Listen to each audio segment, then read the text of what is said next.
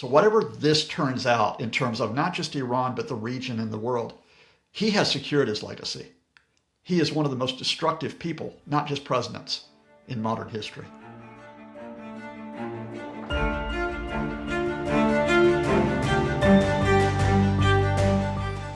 Hi, I'm Maddie Hale and welcome to the Trump Report. Today I've got Professor Scott Lucas on the show, of course, from the Clinton Institute at the University College Dublin.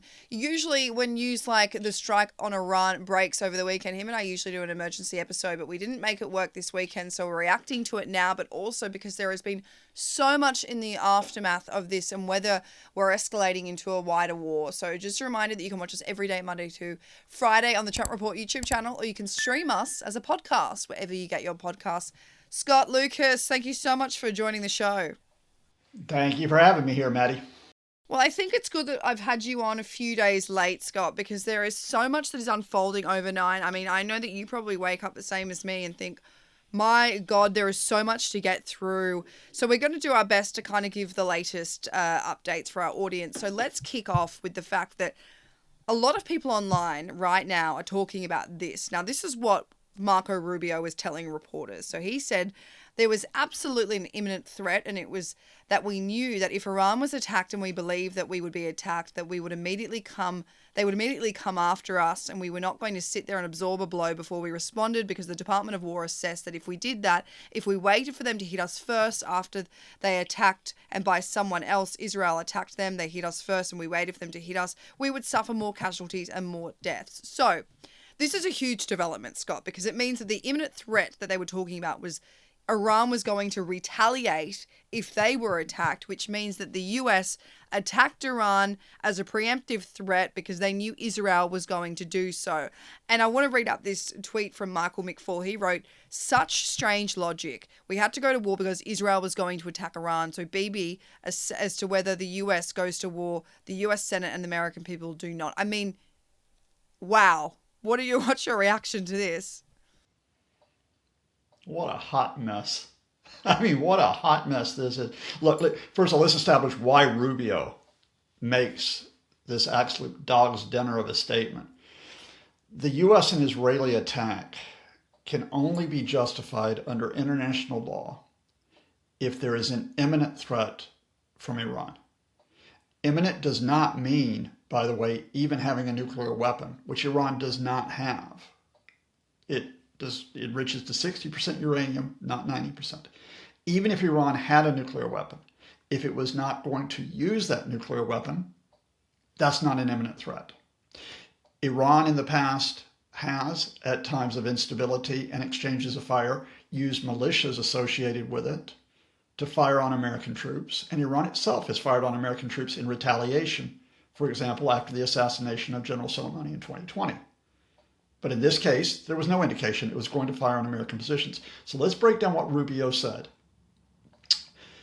Israel is going to go back to war with Iran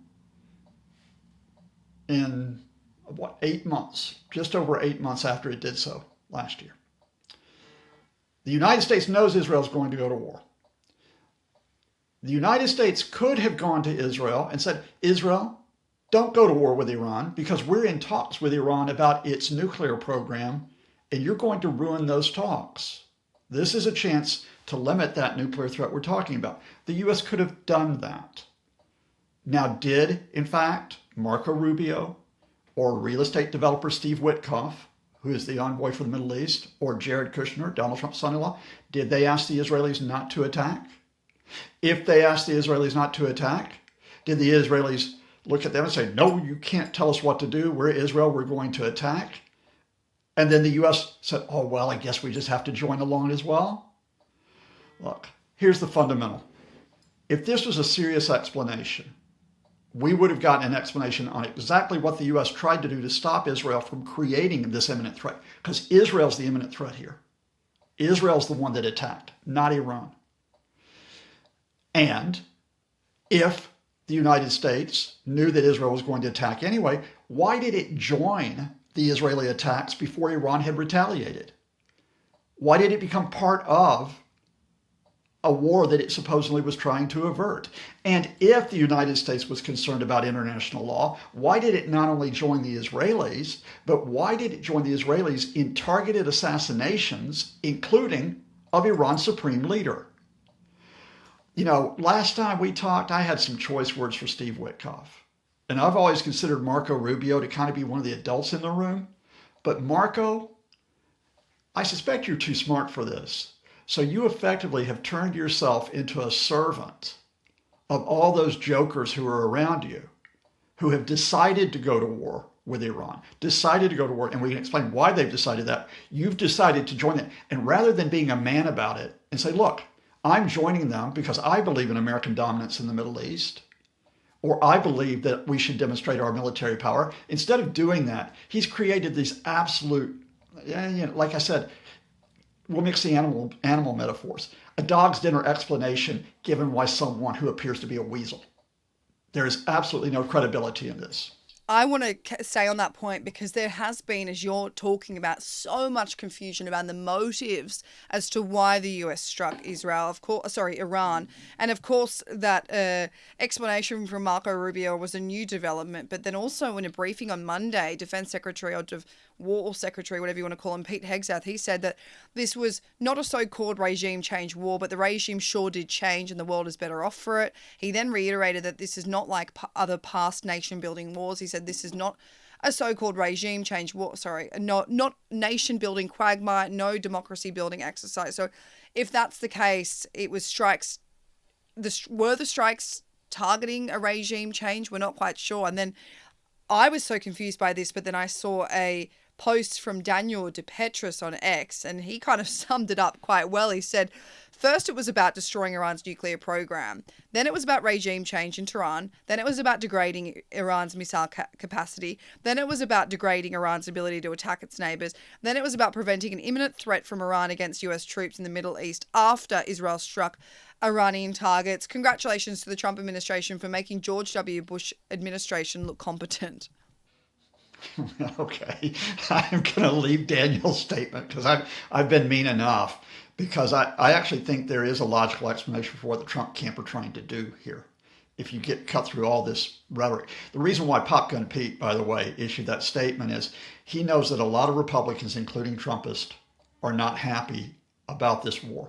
About 25% of Republicans said they oppose this in the weekend polls. He also knows, even he knows, that Iraq 2003 is like that shadow that hangs over American culture. And so the idea that you get involved in changing a regime, it didn't go very well more than 20 years ago. He also knows that Donald Trump said last year, I'm not going to get involved in foreign interventions. Well, they are involved in a foreign intervention, but the concern would be, are you going to put ground troops in as well? All right, well, what does that mean, though, if you say you're not going in for regime change? And here's what I think the interesting story is, Maddie. While the U.S. and Israel went in on this together, and they didn't do it because of the threat of Iranian retaliation. They did it to break the regime. There's a slight difference in approach here. Israel wants regime change. They want every political military figure associated with the Islamic Republic out. They will kill them. They are trying to kill them, but if they don't kill them, they want them to be overthrown. The United States, I initially thought going into Saturday, okay, maybe they're going in for the regime change as well, especially with the killing of the supreme leader. But then if you started looking at the statements, you started to realize, no, that isn't what's happening here. Because remember, Maddie, that Donald Trump said he'd be willing to go back into talks with the Iranians after he's beat them up, right? And there are other U.S. officials that have said, we could go back in there. But what the U.S. officials are saying here is, Iran has to give up its nuclear program entirely. Now, in 2015, that agreement, Obama administration agreement, which of course Trump hates, it limited to Iran to only enrichment of only 3.67% uranium. Very low enrichment for civilian use. But the Trump folks are saying you can't even do that if you're Iran. The second thing they're saying to the Iranians is you have to limit your ballistic missiles. You have to limit the number of them. You have to limit the power on them. You have to limit the range of them.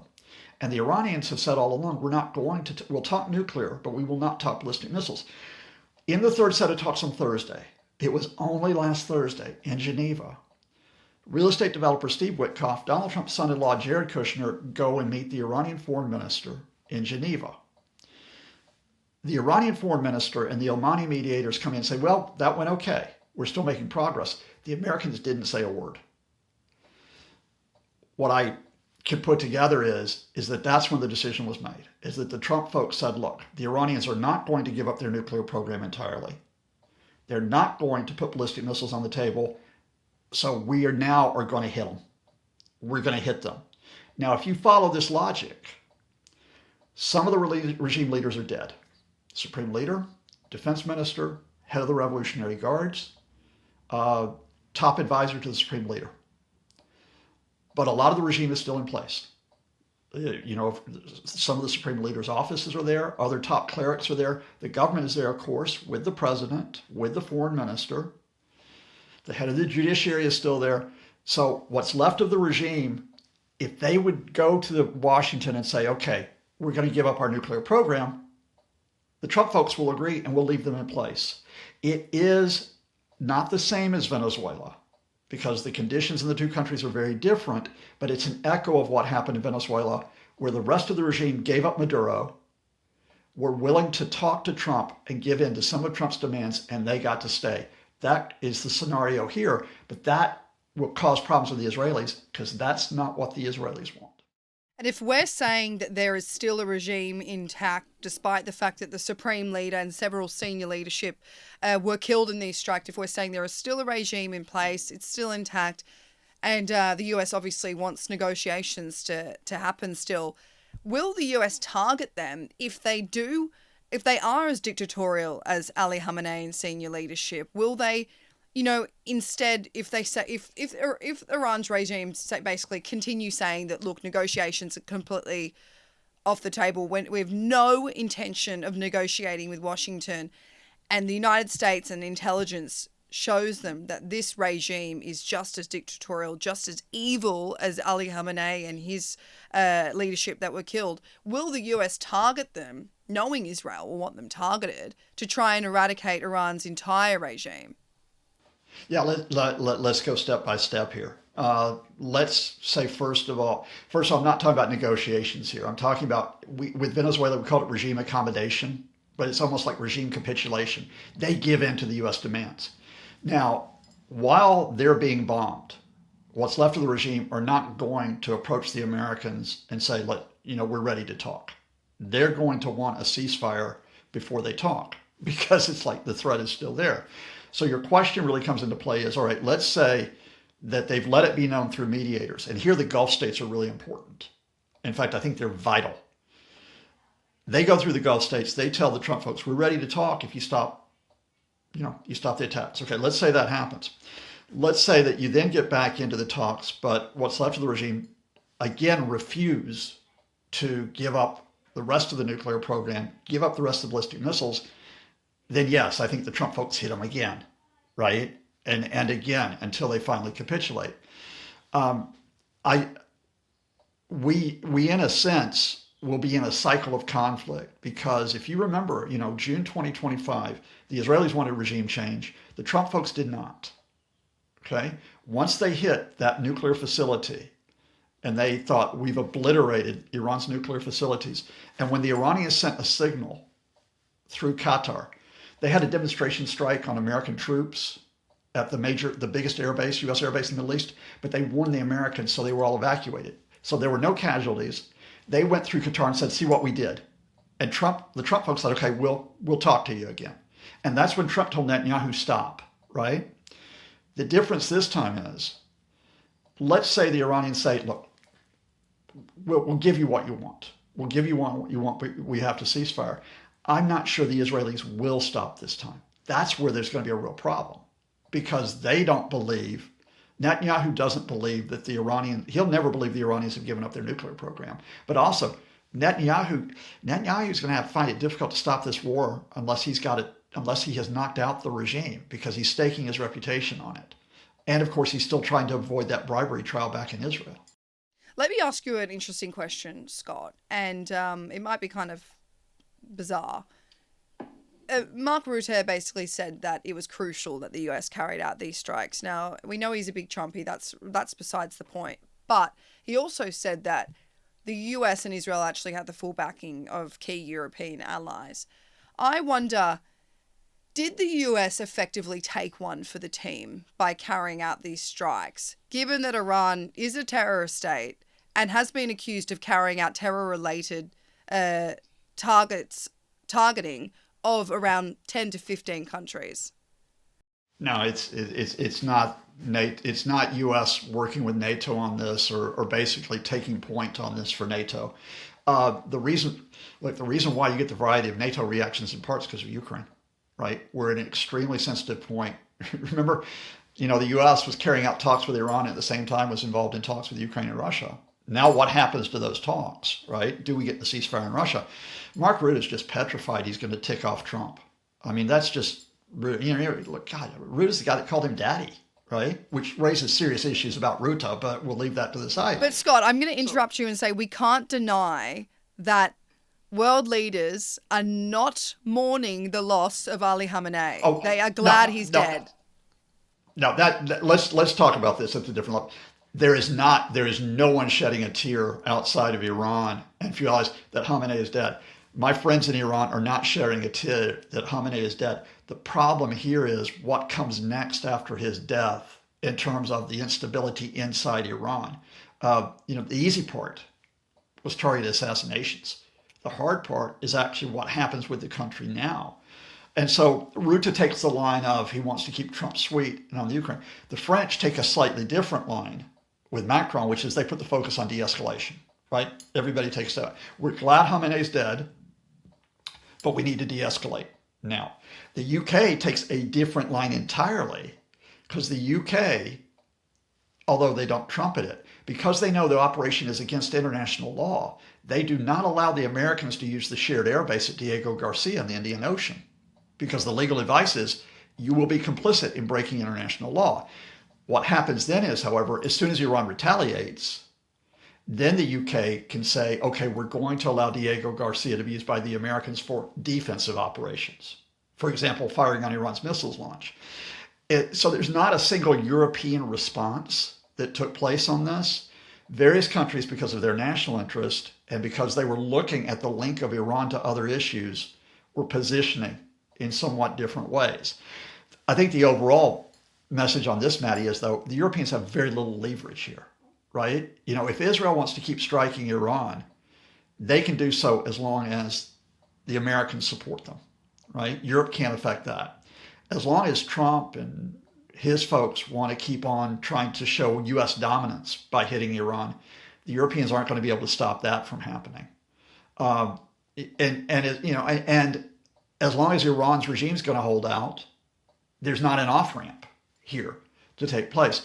So just to give you one point of comparison, which shows you how everybody's calibrating here, Vladimir Putin, who has invaded Ukraine, he says this is terrible, this is horrible, international law has been broken. This was a cynical attack. And I'm like, pot? Have you met Kettle and called him black lately? And then Ukraine President Vladimir Zelensky, we support Israel fully. We absolutely support Israel fully. And the U.S. because he wants the U.S. on side to defend Ukraine when the Kremlin rejects the ceasefire. I want to get your thoughts on this point. So Donald Trump is probably the most controversial US president in history, probably the most divisive, and in terms of globally, one of the most disliked, right? You could be a Trump voter and walk into a bar in London and say you voted for Trump because you wanted a strong economy, and that's it, and you'd be reprimanded for it. That's just the world we live in. But I wanted to get your thoughts on this. An Iranian journalist and activist, I'm going to butcher her name, but it's Masai Alanjan. She wrote on X after appearing on CNN, she wrote, I know that there are journalists on CNN who don't like President Trump, but whether you like him or not, this was the right decision by the President of the United States to remove Ali Khamenei and the terrorist monsters in Iran. This is not about your politics. This is about ordinary Iranians who have been imprisoned, blinded, tortured and killed by a barbaric regime, and now they want to have the same freedom that you take for granted in the United States. So the fact is, while this is also a terrifying time in Iran and wider areas that are receiving strikes, it's also quite liberating and full of celebration, as I'm sure you're aware of speaking to Iranians. And even Iranians abroad, we've seen, celebrations in the street. So yes, he broke international law. yes, the way in which we go forward is confusing and dangerous, and we're poking holes in the way in which Donald Trump went about this, especially without congressional approval. Would we have cheered this on if it was someone else, Scott? Now, Massey, I think I don't want to make it about Trump's personality. I actually want to do like I know Massey Ahmadinejad. I've have been acquainted with her for many years. She's one of the bravest women I know. She had to flee Iran because of threats against her life. The Iranians tried to kill her in New York. And, Massey's got good reason to be welcome the supreme leader being gone. And a lot of Iranians who have lost relatives, have lost friends. Those Iranians outside the country who have suffered, they've got good reason to see him gone. And many of my friends inside Iran have got good reason to be happy that he's gone. The problem here is, Maddie, is what comes next, right? If you could remove the supreme leader cleanly, okay, you've broken international law, but he's gone. If the Revolutionary Guards then are broken as a repressive force, if you have space for the opposition, for example, the freeing of political prisoners, for example, the ability to have opposition political parties in Iran, for example, the ability of students, the ability of lawyers, of journalists to be able to dissent and not be put in prison. Yeah, you've got a clean argument there, but it's not clean like that. See, let's just game this out. What I told you. What if the supreme leader is killed, but the rest of the regime stays, or the survivors of the regime stay in place? What if the Revolutionary Guards are still there? What if the besieged paramilitary are still there, right? The repressive force that killed thousands, tens of thousands of people maybe in January, they're still there. Some of their leaders were killed, but they've been replaced. And the Trump folks have shown no indication at this point in terms of what they will do to open up that space for the Iranian opposition. I think there may be a landing point here, which is part of the messy situation. And if we get there, though, as a pragmatist, I'd say, all right, we welcome it, but it's going to require swallowing hard. If you get a transitional administration in Iran, which will include, for example, it would include a figure like Ali Larijani. He's the Secretary of the National Security Council, has been negotiating with the West for more than 20 years. If it included the former President Hassan Rouhani, right? If they had effectively transitional power in Iran and they freed the political prisoners, some of whom have been in prison since 2009 after the rigged election, then there's steps forward. If they open up the ability of the opposition to organize and don't kill them, that's a step forward. But we don't know that's going to happen here. And I will just put the cautionary tale that he says, I don't think anyone shed a tear for Saddam Hussein in 2003. Right? But you know what happened after that. You know what happened. And I will come back to you and tell you a couple of things. That, for example, I know that a lot of Iranians in the diaspora would say, just bring in the Shah's boy, Reza Pahlavi, right, to take over in Iran. A lot of my friends in Iran, a lot of the people I'm acquainted with, and people, all the outlets I watch, they're not big supporters of Pahlavi. He's not been there for decades, right? There's not an organized opposition in Iran right now. So they don't have political leaders to be able to mobilize to exploit the space. And the regime continues to target them, the opposition, by saying, this war that's being waged against us, it's because of you, because you've been supported by the US and the Israelis. Now that's wrong, that's fiction, but the regime can get away with that while these attacks continue. So, yep, glad the supreme leader's gone, but cautious and concerned because we're in a zone of uncertainty in Iran and across the Middle East. President Trump, he hasn't ruled out boots on the ground in Iran, Scott. He said if they were necessary, but he also said the United States is way ahead of schedule on Operation Epic Fury. We're day 4, I think, today. He says, I don't have the yips with respect to boots on the ground. Like every president says, there will be no boots on the ground. I don't say it. I say probably don't need them, or if they were necessary. If this happens, if the United States has to send boots on the ground to Iran, will this be the demise of the presidency and cost the Republicans the midterms? I think there are other issues that are in play here. I mean, on our next interview, we could talk about the economy, which I think will be the primary issue. I don't think Iran is the priority issue for many Americans. We could talk about how the Trump folks have made a complete mess of their approach to immigration, having tried to wage war in Minnesota and failing. We could talk about Epstein And that's going to continue. That will not be buried by what's happening in Iran. But I think that, you put boots on the ground over Iran, you have a further corrosive effect, not on Democrats. Most Democrats oppose this anyway. Most independents oppose this anyway. You are having a corrosive effect on your supporters, right? And again, I'm just going to say, even before we talk about boots on the ground, Maddie, the striking thing here is, over the weekend, the first polls that came out, a majority of Americans who had an opinion oppose what was done. That's extraordinary. Every intervention I can remember from the U.S., whether it just be bombing Libya in the 1980s, whether it be the Panama invasion in '89, whether it be, of course, the attacks on, initially against the Taliban, and Iraq 2003, a majority of Americans have supported that. This time that didn't happen, and 25% of Republicans didn't support it. So no, I think Trump's going to have serious problems. And look, he has said no boots on the ground over and over and over again until we've gotten to this point. And Donald's a slick salesman, but I think even he's going to be hard for him to get away with this pitch if they actually do try this.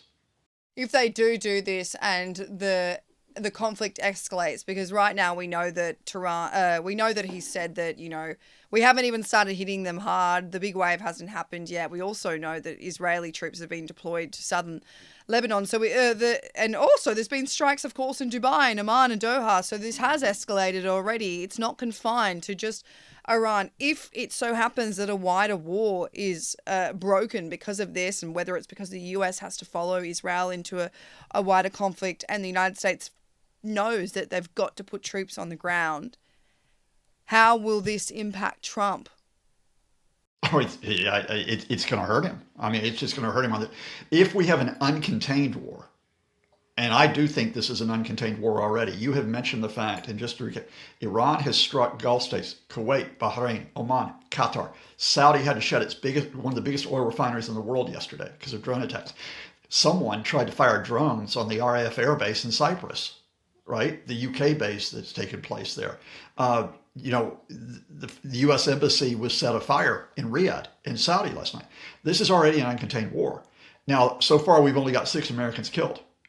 If that death toll spikes, and if the Iranian regime remains in place and this now becomes a conflict, and I think Lebanon is a very serious problem now, because I think Israel's going to expand into Beirut, then I think, I always said the economy was the number one issue for Trump's future, but now he carries the albatross of this, because people will look at him and say, look, we're already concerned about the economy. We'd like you to address the economy, and now we've got to address this as well. Why did you do this? Why didn't you focus on what really affected us at home? Do I think Trump's thinking that way at this point yet? No. I think he, J.D. Vance, Vice President, Stephen Miller, big advisor, Pop Gun Pete Hegseth, they went into this, Maddie, and I'm going to reiterate this. They wanted to show American dominance. They had shown American dominance by Venezuela, by forcing the regime into accommodation. They tried to show dominance by seizing Greenland in Europe. They're trying to do it by undermining the EU. Now they're trying to assert dominance in the Middle East and in Iran. And because we're running up against the time, here comes the big finish. Although the Trump administration is very different, it's very chaotic, it's not coordinated, like you said, every day there's something different we got to try to figure out. It echoes more than 20 years ago another administration. The George W. Bush administration, they didn't go after Iraq just because of 9/11. Iraq wasn't involved in 9/11. They didn't go just after Iraq because of the WMDs that never turned up. They certainly didn't go into Iraq just to liberate Iraqis. They went into Iraq to show American dominance. They called it the unipolar era. One power, one superpower, not China, not Russia, us. We get rid of Saddam, we show the world. Hell, but you know how that turned out. You and I have mentioned George W. Bush like 2 or 3 times in this interview, when we've never even mentioned him before in our weekly interviews.